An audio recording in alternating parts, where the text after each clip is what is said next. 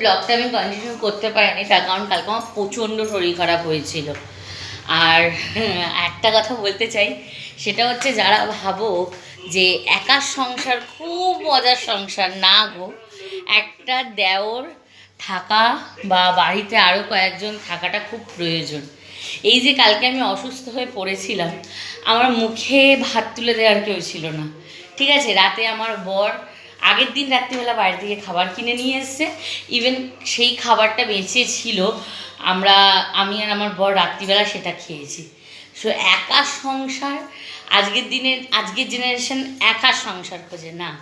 না ভাই, একা সংসার খুঁজো না, একটু লোকজনওয়ালা সংসারে বিয়ে করো, তাতে তুমিও ভালো থাকবে, আরও 5টা লোকও ভালো থাকবে, তোমার বাপের বাড়ির লোকও ভালো থাকবে, তখন তারাও কষ্ট পায় মনে মনে। আজকেও শরীরটা ভালো না, কিন্তু উঠেছি অনেকক্ষণই, উঠে ডিটক্স খেয়েছি, আর এই যে ভাত বসিয়েছি, আর এখানে টিফিন করেছি। বাট এখনও টিফিন খাওয়ার আমি সময় করে উঠতে পারিনি, তার কারণ আমার ডাইনিং এখনও মুছতে হবে।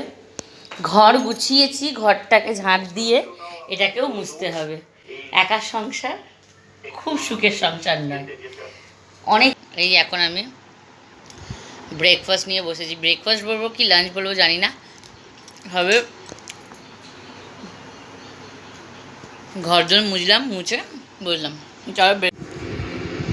বিশ্বাস করো, শরীর এতটাই খারাপ, এখানেই খেয়ে এখানেই আমি শুয়ে পড়েছি, আর উঠে রান্না করতে ইচ্ছে করছে না। তো আজকে আমাদের দুপুরবেলার মেনু এটা হচ্ছে চিকেন কষা, আর কালকে একটু চচ্চড়ি আছে আর ভাত। চলো আমরা লাঞ্চ করে নিই।